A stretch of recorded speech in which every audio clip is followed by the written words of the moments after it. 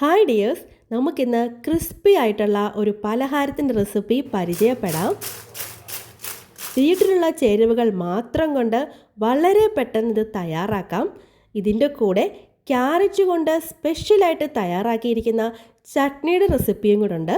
അപ്പോൾ ഈ ഒരു കോമ്പിനേഷൻ എങ്ങനെയാണെന്ന് നമുക്കൊന്ന് കണ്ടു നോക്കാം. അതിനായി ഒരു പാനിലേക്ക് 2 കപ്പ് വെള്ളം ഒഴിച്ചു കൊടുക്കാം.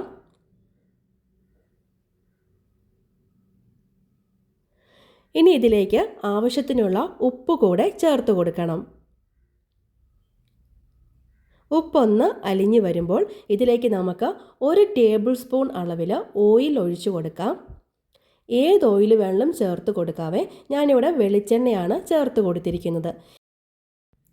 ഇനി വെള്ളം നന്നായിട്ട് തിളച്ച് വരുമ്പോൾ ഇതിലേക്ക് 1 കപ്പ് റവ ഇട്ട് കൊടുക്കണം. ഫ്ലെയിം സിമ്മിൽ വെച്ച് കൊടുത്തിട്ട് വേണേ റവ ഇട്ട് കൊടുക്കാൻ.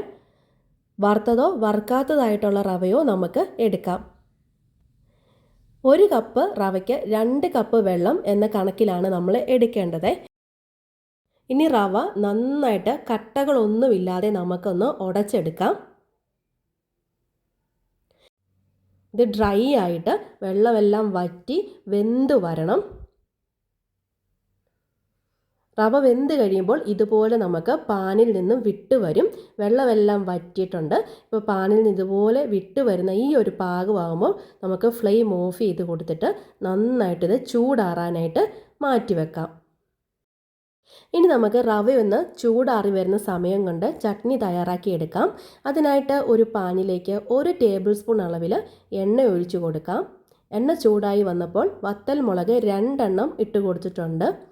ഇനി വേണ്ടത് ഒരു ചെറിയ സവാള അല്ലെങ്കിൽ പകുതി സവാള ചെറുതായിട്ടൊന്ന് കട്ട് ചെയ്ത് ഇട്ട് കൊടുക്കാം. ഒരുപാട് വരണ്ടൊന്നും വരണ്ട. ഇതുപോലെ ഒന്ന് സവാള ഒന്ന് ട്രാൻസ്പെറൻ്റ് ആയിട്ട് കിട്ടിയാൽ മതി. ഇനി ഇതിലേക്ക് ചെറിയ കഷ്ണം ഇഞ്ചി ഇട്ട് കൊടുക്കാം. അതും കൂടെ ഒന്ന് വാട്ടിയെടുക്കാം. ഇനി അടുത്തതായിട്ട് നമുക്കിതിലേക്ക് ക്യാരറ്റാണ് ചേർത്ത് കൊടുക്കേണ്ടത്. 1 ക്യാരറ്റ് അരിഞ്ഞതും കൂടെ ഇതിലേക്ക് ഇട്ട് കൊടുക്കാം. ക്യാരറ്റ് ഒരുപാട് വെന്ത് പോകേണ്ട ആവശ്യമൊന്നുമില്ല. എല്ലാം ഒന്ന് ജസ്റ്റ് വരണ്ട് കിട്ടിയാൽ മതി. ഒരുപാട് വാട്ടിയെടുക്കേണ്ട ആവശ്യമില്ല.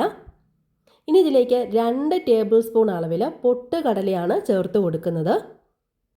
ഇനി ഇതെല്ലാം കൂടി നമുക്കൊന്ന് വാട്ടിയെടുക്കാം. എല്ലാം ഒന്ന് പച്ചമണം മാറി വന്നാൽ മതി. അടുത്തതായി ഇതിലേക്ക് 1 തക്കാളി അരിഞ്ഞതും കൂടെ ഇട്ട് കൊടുക്കാം. ഇനി സിമ്മിലിട്ട് കൊടുത്ത് തക്കാളിയും കൂടെ ഒന്ന് വാട്ടിയെടുക്കണം.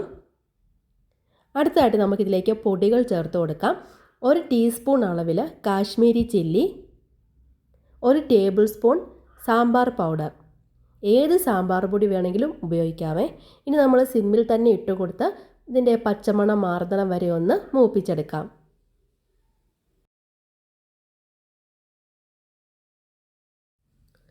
ഇനി നമുക്കിതിലേക്ക് 1/4 കപ്പ് അളവിൽ വെള്ളം ഒഴിച്ചു കൊടുക്കാം.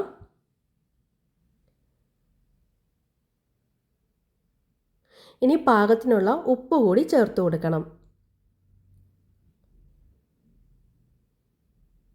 ഇനി നമുക്കിതെല്ലാം ഒന്ന് ഇളക്കി യോജിപ്പിച്ച ശേഷം ഫ്ലെയിം സിമ്മിലിട്ട് കൊടുത്ത് തന്നെ 5 മിനിറ്റ് നമുക്ക് അടച്ചു വെച്ച് വേവിച്ചെടുക്കാം.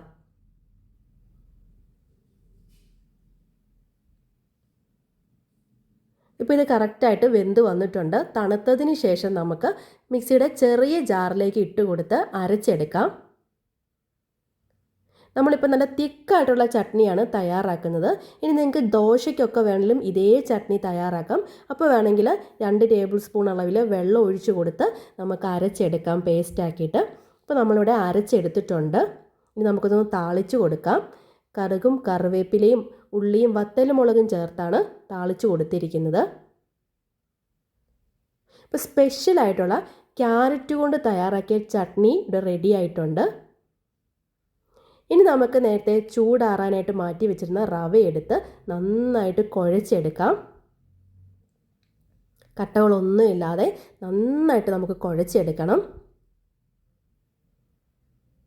ഇതുപോലെ കൈകൊണ്ട് നന്നായിട്ടൊന്ന് പ്രസ് ചെയ്ത് എല്ലാം കൂടെ യോജിപ്പിച്ചൊന്ന് കുഴച്ചെടുത്താൽ മതി. ചപ്പാത്തിക്കൊക്കെ കുഴച്ചെടുക്കുന്ന പോലെ നന്നായിട്ട് കുഴച്ചെടുക്കണം. ഇപ്പോൾ മാവ് നല്ല സോഫ്റ്റായിട്ട് കുഴച്ചെടുത്തിട്ടുണ്ട്. ഇനി അടുത്തായിട്ട് നമുക്ക് കുറച്ച് ഓയിൽ ഒന്ന് കയ്യിൽ തടവിയിട്ട് ഇതിലേക്ക് ഒന്ന് ഒഴിച്ചു കൊടുത്ത് ഇതുപോലൊന്ന് കുഴച്ചെടുക്കാം. നമ്മൾ ഇത് ബോളുകളായിട്ട് തയ്യാറാക്കി എടുക്കുമ്പോൾ കയ്യിൽ ഒട്ടിപ്പിടിക്കാതിരിക്കാൻ വേണ്ടിയിട്ടാണ് നമ്മളിങ്ങനെ ഓയിലൊന്ന് തടവി കൊടുക്കുന്നത്. ഇനി നമുക്ക് ചെറിയ ചെറിയ ബോളുകളാക്കി ഇത് ഉരുട്ടിയെടുക്കാം. നാരങ്ങ വലിപ്പത്തിൽ അല്ലെങ്കിൽ പൂരിയുടെയൊക്കെ വലിപ്പത്തിലുള്ള ചെറിയ ബോളുകളാക്കി എടുത്താൽ മതി. നമ്മൾ ജസ്റ്റ് ഒന്ന് ഇത് പ്രസ് ചെയ്തതിന് ശേഷം ഇതുപോലെ വിരൽ കൊണ്ട് ഒന്ന് ഹോൾ ഇട്ട് കൊടുക്കാം. എന്നിട്ടൊന്ന് ഷേപ്പ് ചെയ്തെടുത്താൽ മതി. നമ്മൾ ഉഴുന്നുവടയൊക്കെ തയ്യാറാക്കുമ്പോൾ ഇരിക്കുന്ന ആ ഒരു ഷേപ്പിലാണ് ഇതിരിക്കുന്നത്. അപ്പോൾ അത്രയും വലിപ്പമില്ല, ചെറിയ ചെറിയ ബോളുകളാക്കി എടുത്തിട്ട് നമ്മൾ നടുവിൽ ഇതുപോലെ ഹോൾ ഇട്ട് കൊടുത്ത് എടുത്താൽ മതി. അപ്പോൾ എല്ലാം തന്നെ നമുക്കങ്ങനെ റെഡിയാക്കി എടുക്കാം. അപ്പോൾ എല്ലാം ഇതുപോലെ നമ്മൾ ഷേപ്പാക്കി വെച്ചതിന് ശേഷം നമ്മളിത് ഫ്രൈ ചെയ്തെടുക്കാവുള്ളൂ. അപ്പോൾ ഇത് കണ്ടില്ലേ, സൈഡിലൊക്കെ ചെറിയൊരു ക്രാക്ക് ഉണ്ടാവും, ഒന്നും പ്രശ്നമില്ല, നല്ലതായിട്ട് തന്നെ നമുക്കിത് ഫ്രൈ ആയി കിട്ടും. ഇനി നമുക്ക് നല്ല ചൂടായ എണ്ണയിലേക്ക് ഇട്ട് കൊടുത്തത് ഫ്രൈ ചെയ്തെടുക്കാം. നല്ലതായിട്ട് ഫ്ലെയിം കൂട്ടി വെച്ച് തന്നെ വേണം അത് ഫ്രൈ ചെയ്തെടുക്കാൻ. കരിഞ്ഞൊന്നും പോകത്തില്ല, എന്നാലേ ഉള്ളൂ നന്നായിട്ട് ഉള്ളെല്ലാം വെന്ത് നല്ല ക്രിസ്പി ആയിട്ട് കിട്ടത്തുള്ളൂ. നന്നായിട്ട് തിളച്ച എണ്ണയിലേക്ക് ഇതുപോലെ ഓരോന്നായിട്ട് ഇട്ട് കൊടുത്ത് നമുക്ക് ഫ്രൈ ചെയ്തെടുക്കാം.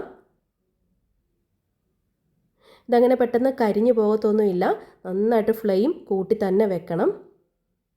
ഇനി നമുക്കിതൊന്ന് മറിച്ചിട്ട് കൊടുക്കാം.